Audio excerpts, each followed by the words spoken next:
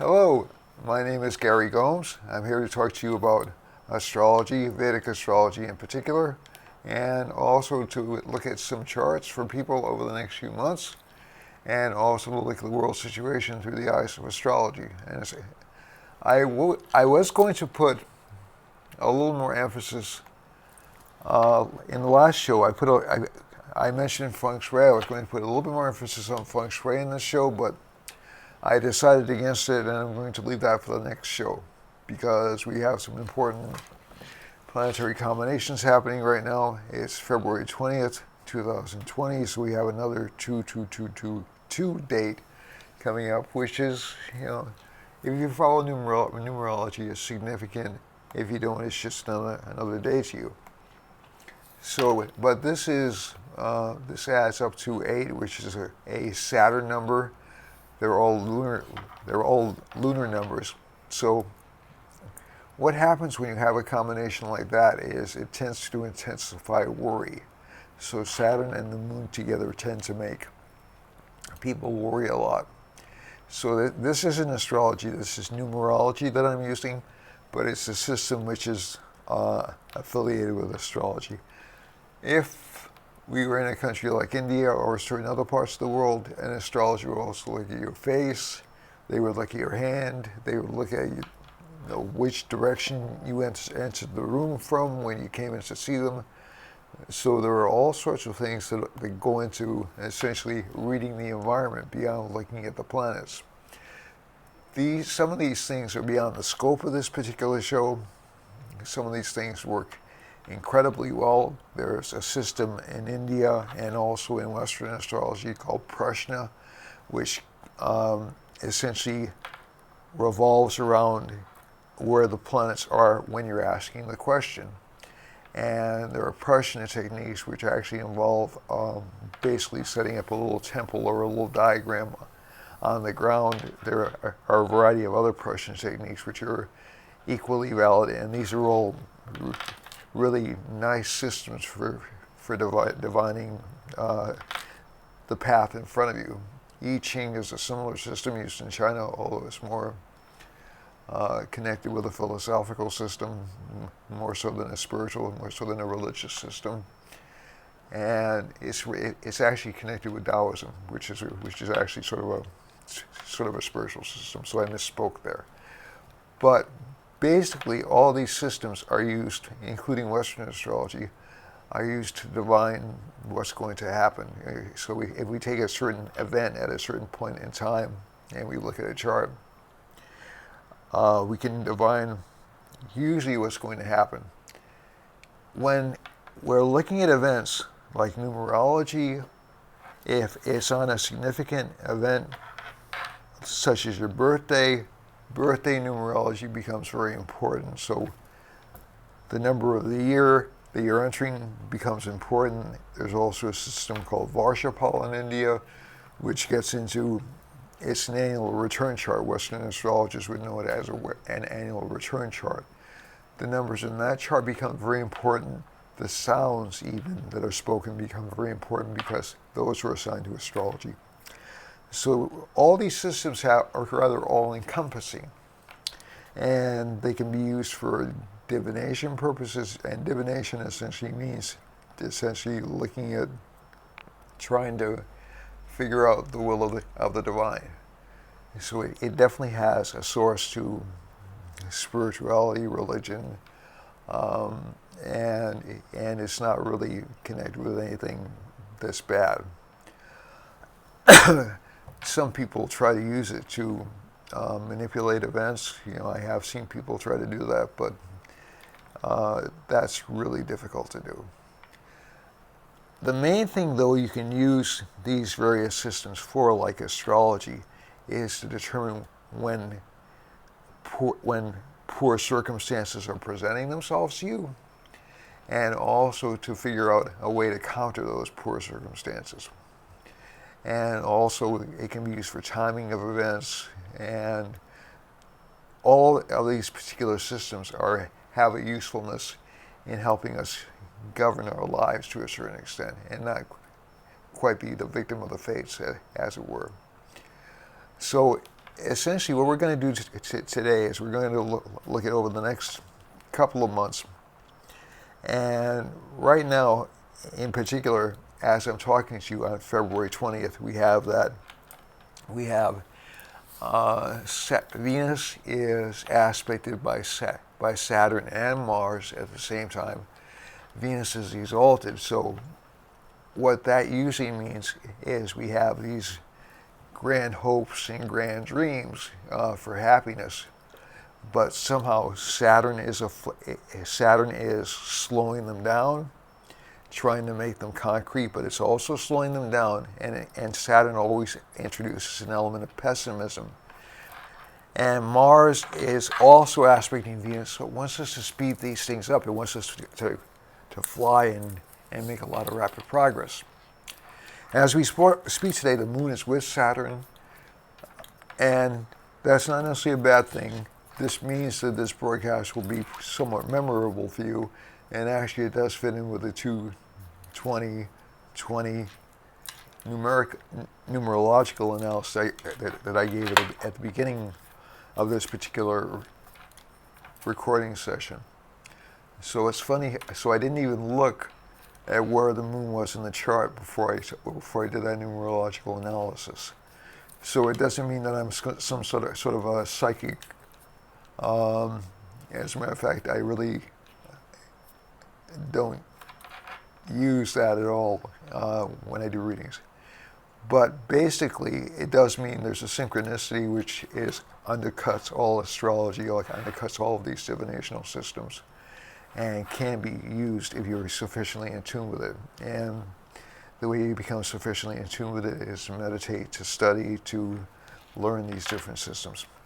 Okay, all right, so Mars is aspecting Venus, tends to increase people's desire for things, desire for happiness, desire for success. Mars and K2 and Jupiter are together right now. That's also a combination which tends to give unexpected breaks or unexpected windfalls to people. So, oddly enough, K2, although it's considered to be rather a negative planet in Hindu astrology, it's the comet's tail or the dragon's tail, and it's responsible for eclipses of the sun, actually produces unexpected or surprising things that enter into a person's life. So it can produce bad things like earthquakes. We've seen a lot of earthquake activity with K2 in Sagittarius, and especially with K2 in the same sign as Saturn in January. But we're also seeing Saturn moving away from that, and some earthquake activity actually calming down, actually starting to settle down just a little bit. As we're talking right now, Taurus is the first house. We have an exalted first house lord. Rahu's in the second house. We have, I'm trying to reach you. I'm trying to become somewhat famous. I'm trying to become well known to you. I'm trying to convince you of something. And Rahu wants to grab and wants to build, and it wants to promote itself. So that's, so I'm just saying that honestly. But it's also aspected by Jupiter, which means it's trying to deliver some element of truth in what it's broadcasting. So that's the planetary layout for right now. So what we're going to focus on is March then into April. Mercury's retrograde right now. It's going to be retrograde until March 10th. So a lot of astrologists recommend you not buy anything, although you can find some exceptionally good bargains during Mercury retrograde. And also, the communications will be a little bit misunderstood. And I think the main issue I always have with that is Mercury's retrograde, or the Mercury retrograde situations, which are extant for basically about half a year. So you have 18 weeks of actual Mercury retrograde, and astrologers like to put 3 weeks on either side of it. So you have a half a year where Mercury's basically retrograde. If you follow the logic that you can't do anything during Mercury retrograde, you'll basically get nothing done for half of the year. So it's mistaken advice. You may have to go back and do things over again if Mercury's retrograde. You may actually have to try to modify arrangements or agreements or back away from situations. And it's a good time for writing, for journaling. It's a good time for communications with other people. It's a good time for planning things out. That's one of the best uses of Mercury retrograde because you can see all the flaws in plans when Mercury's retrograde. And it's one of the things you can actually use in order to learn new things. It's one of the planetary periods you can use in order to learn new things. As we head into April, or the end of March, so I've already spoken about March in the last broadcast. March is going to be a rough month because basically K2 and Mars are going to be together, and I saw some negative activity over the past couple of weeks for Mars and K2 coming together. So basically, people are a lot more short-tempered. I won't say a little bit, a lot more short-tempered when K2 and Mars are together. And you'll also see like basically your contact with people who are a little bit difficult to deal with. They'll seem more difficult to deal with during K2 Mars periods. So essentially, it's good not to buy major items during this period, although that kind of reflects back to Mercury. And it's good not to get into fights because people will find a way to essentially deflect or dissuade or win the fight by ignoring you during K2 Mars. So essentially, it's sort of a defensive strategy by avoidance. So K2, and when the two come together, which will be about March 4th, tempers will be kind of explosive. And you'll see that over the next few weeks. You'll probably see more damage in terms of fires, earthquakes, things like that over the next few weeks or so. And I'll give you the trouble spots first in March and then in April. Okay, so just give me a second. Okay, so the trouble spots in March look like they're going to be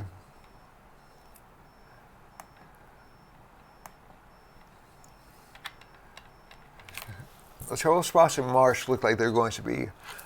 western United States, and actually closer to Canada, but there may be more earthquake activity.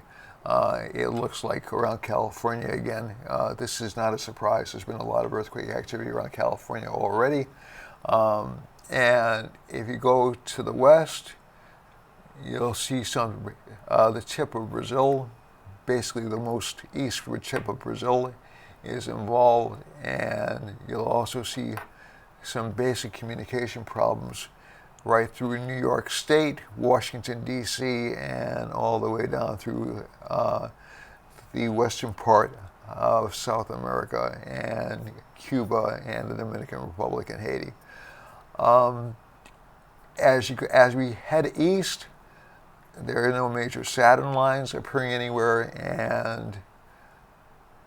but there are Rahu lines again, not a big surprise, in Iraq.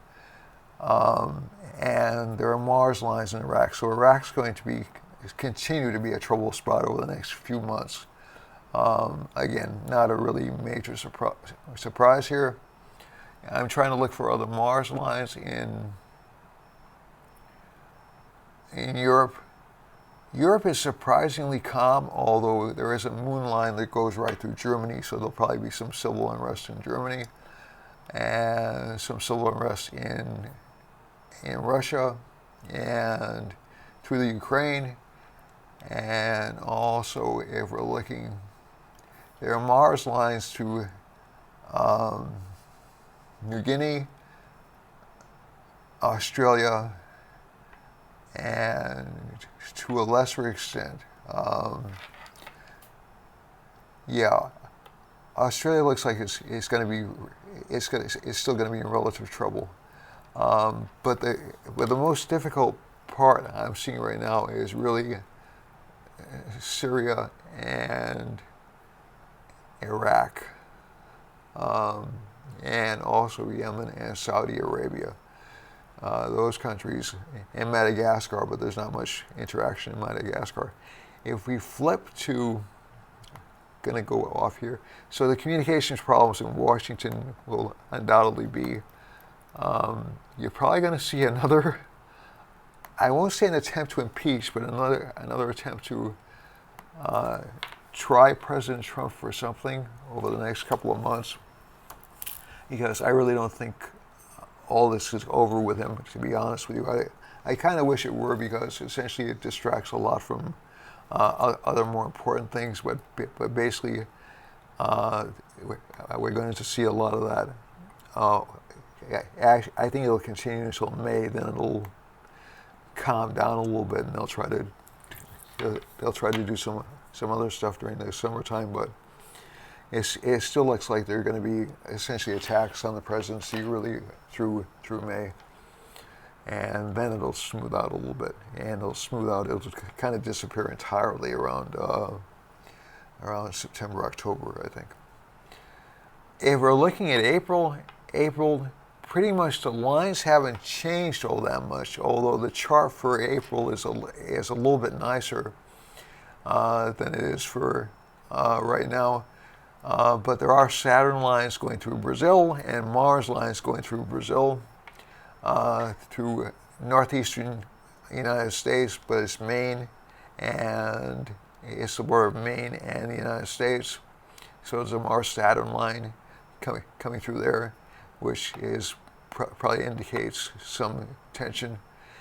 And there's also a Rahu line heading right through the middle of the United States from roughly North Dakota through Louisiana, sort of like going like that, or like that if you're looking from your TV screen. So essentially we have a few states which are in some kind of trouble at that particular point in time. It looks to me a lot more like domestic problems, or maybe even panics or fear being spread around that time in those particular states, all the way through Louisiana and down through South America, and coming out finally roughly in Paraguay. If we look at the middle of Europe, Sweden and Germany and Italy, and through Central Africa, basically there's a Rahu line right down Central Africa.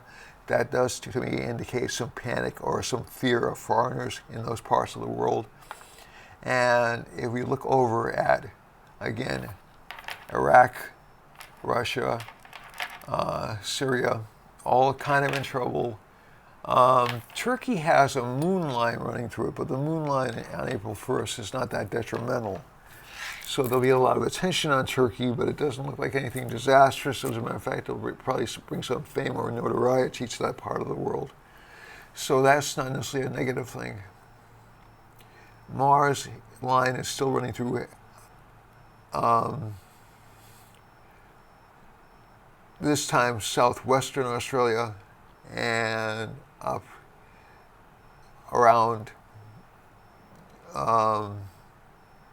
Guinea again, or Borneo, and essentially Australia looks like it's calming down, but it's still having some problems. There's still going to be a lot of cleanup over the next few months. If we're looking at the chart for April, because I've covered the chart for April 1st, there's a Rahu Moon conjunction on April 1st, so there will be a little bit of panic in areas that have Moon or Rahu lines. And also, Mars is in its exalted sign, so it'll be out of the company of Ketu, so that won't give, thankfully for a lot of people, that should actually calm down earthquake activity and calm down fires and things like that. But there will still be some problems in terms of establishments and businesses in April. Again, not a big recession, not a major economic downturn. That's just not going to happen this year. Some economies are slowing, but they're not going to fade off into the distance anytime soon. The other thing we want to look at for this particular map is over the next month, 2 months, so March to April, you have a lot of activity less activity in Sagittarius than you've seen in a long, long time. So essentially, that's going to be good for Sagittarius overall, and I'll talk about the individual signs in a second. And a lot less activity in Gemini than you've seen for a long time. So that's going to be good. The new sign which is going to have a lot of activity in it is Capricorn, which, as I said, is going to affect business, but it'll actually pump up business or make it more stable, more secure, more predictable. So if we go back to March 1st. Oh, and I did promise somebody I would do compatibility and the factors that go into compatibility in charts. I'll do that instead of the feng shui. I'll do that next week, and I will look at a little bit of the feng shui next week as well. Okay, so I did not forget about that, but somebody did ask me about that because obviously everybody's interested in getting a good mate and getting someone they can function with for a long time and somebody who they like to live with. So it's a very important thing. It's really an essential part of Hindu astrology, basically any astrology. It's called synastry in the West. And the Indians have a different system of synastry than Western astrology does. But it has to be matched with other things. And there are things like Brigu points, which are important in astrology as well. So important for compatibility as well. So if we're looking right now, over the next couple of months, we should start to see things calm down just a little bit after, I would say, a kind of a rough period between right now, February 20th, and roughly March 10th, or March 15th, excuse me. And the reason I'm picking those dates is mainly because of the Mars-Ketu conjunction. Individual signs will tend to benefit over the next month, though. Those born with the sun in Aries, that's April 15th to May 15th, will actually experience new financial opportunities, even romantic luck, a lot more sensual, though, than long-term compatibility luck, but it's still love, and it's still romantic, and it'll be a very pleasant feeling for those individuals. Rahu is still in the third house of the sign, a lot of career advancement, but changes in bosses, new activities, new opportunities for them. And they'll be very aggressive in pursuing those. For Taurus, the moon is in Taurus at the beginning of March, and it still remains fairly good in April, although there'll be gains made in career life for Taurus. This is May 15th to June 15th. Between March 31st, March 1st, and April 1st. But April 1st through April 30th, there'll be a little bit of panic about the gains that have been made. And relationship life for this sign should be relatively difficult, just because there'll be more fights or more arguments during the next 2 months. For Gemini actually shows major increase in fame, major increase in growth, but also anxiety about progress made. So while this sign will show, so this is June 15th to July 15th, while this sign is going to show some growth, especially in terms of financial luck, there'll again be some more fear and more panic connected with the sign, unfortunately. That's not really going to entirely go away until September or October.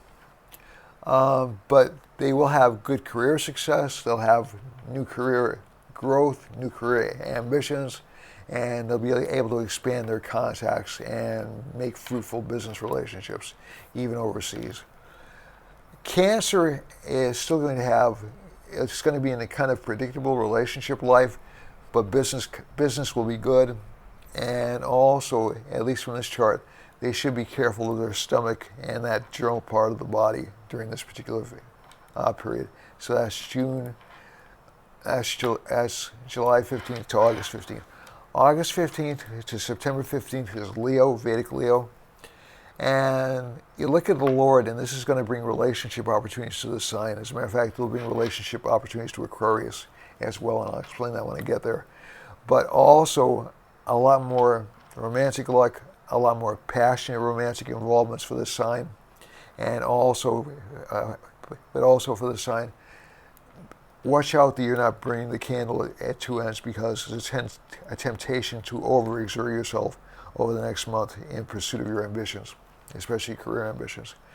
For Virgo, Virgo has planets in the 4th house and the 5th house, so it's going to give problems with children and some problems with home life. So there may need to be repairs, or maybe they may have to watch out for car accidents a little bit more than most people do. They may have to watch out for arguments at home, and also partnerships may suffer a little bit during this time. But basically, the sign looks good for career life.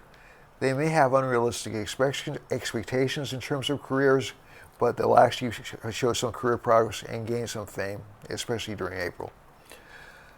Libra has Venus in the 7th house. Great time for relationship activity for Libra. Great time for pursuing goals. Jupiter, Ketu, and Mars in the 3rd house. Rahu's in the 9th house. They'll get great bosses, great opportunities. And they'll also have sudden influxes of money because of the moon being in Taurus in the 8th house. So that's generally good. But a lot of responsibilities connected with home life, a lot of pressure on this particular sign, but that goes along with success. They should also watch out that their vitality be taken care of, that they give themselves sufficient time to rest. Scorpio has some good planets for financial success. It's probably the best chart I've seen for Scorpio in a few months. And this is between March and April. And essentially, a lot of drive, a lot of determination for the sign, a lot of increase in luck, a lot of home life becomes very important, and their success in the financial gains actually starts to increase a great deal. They should watch out, though, for eating too much sugar. They should watch out for sugar-related disorders or illnesses, but relationship life should be fine, even if relationship partners are a bit moody. For Sagittarius is actually entering a good phase over the next couple of months. A lot of the blocks it experienced up until January of 2020 have been taken away. It'll be able to go forward with its relationship life and have some success with that, but all the relationship partners may be a little bit difficult to please at first. For Capricorn is going to have a kind of an interesting life. There's a chance that the sign may get involved with love affairs or romantic involvements, unplanned romantic involvements, but also the planet will tend to be very, very artistically gifted during this time. They'll have a lot of relationship luck. They'll have a lot of attention, but they'll also be a little bit driven to succeed career-wise, because that's really what's on their mind. Aquarius, the Lord of the 7th house from Aquarius is in the 1st house. That's going to give new relationship opportunities, and maybe relationship opportunities with famous people. And this particular sign, but they'll also be a little bit afraid to act, a little bit scared of taking chances, but definitely dissatisfied with home life. But career-wise, they're going to do very, very well. Pisces, again, career tends to look a little bit difficult for them, but it looks like it'll start to work out. They'll start to get breaks around April. And you'll also see, at least from the chart, some financial gains, some financial benefits, loss of health problems. Saturn's aspecting the 1st house, so they're going to feel a lot more responsibility and a lot more weight on them. But basically, this should be a good couple of months for them. Okay, so I'll be back with another broadcast very shortly.